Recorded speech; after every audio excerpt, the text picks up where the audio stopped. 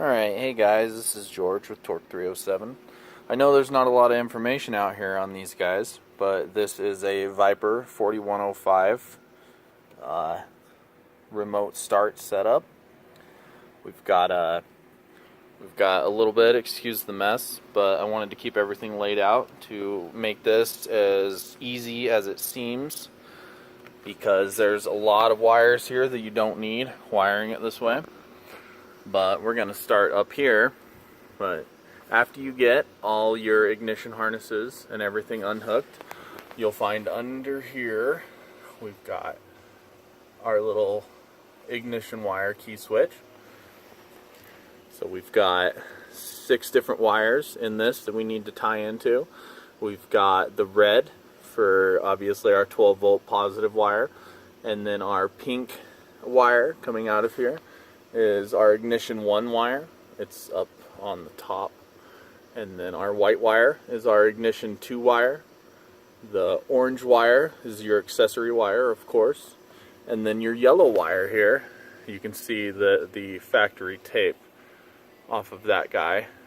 You can see that it's nice and white here, but yellow over here. So you really need to pay attention to which wire is which, because you've got an ignition and then a start. Your yellow is your start wire going into your Viper setup. But that's all nice and simple actually. And then you have your 3 different wires here that you're going to ground. And I haven't soldered these in place yet because I wanted to show you how easy this is. But off of your bypass module, you've got your brown wire that will need its own ground. And then you have, this is the black wire off the Viper itself, and this is the black and white wire, sorry. But this is the one that you're going to set up to your parking brake switch. I know a lot of people don't use their parking brakes, so a lot of people are just going to want to go to your chassis ground with this guy. But this is supposed to be a switch setup to set up on your parking brake here, so you always have that set up. And then your chassis ground wire. Then over here you've got this guy that I've just got hanging down for demonstrative purposes. Sorry. But this is your gray wire that needs to go to your hood switch.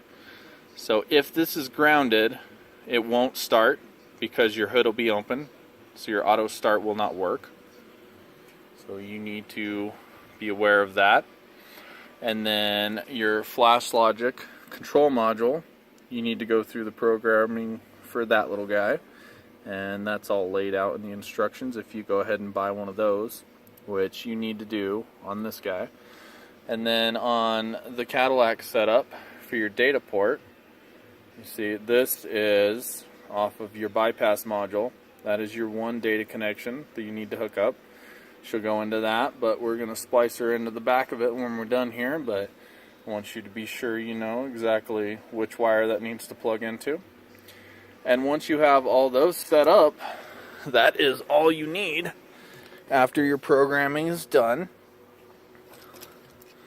And you've got your nice little key switch here from Viper. It's nice and light.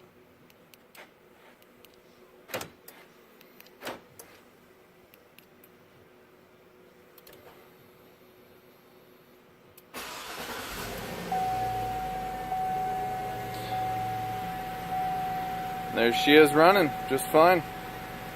Need to do some service ride control on this guy, but that's another video for another day.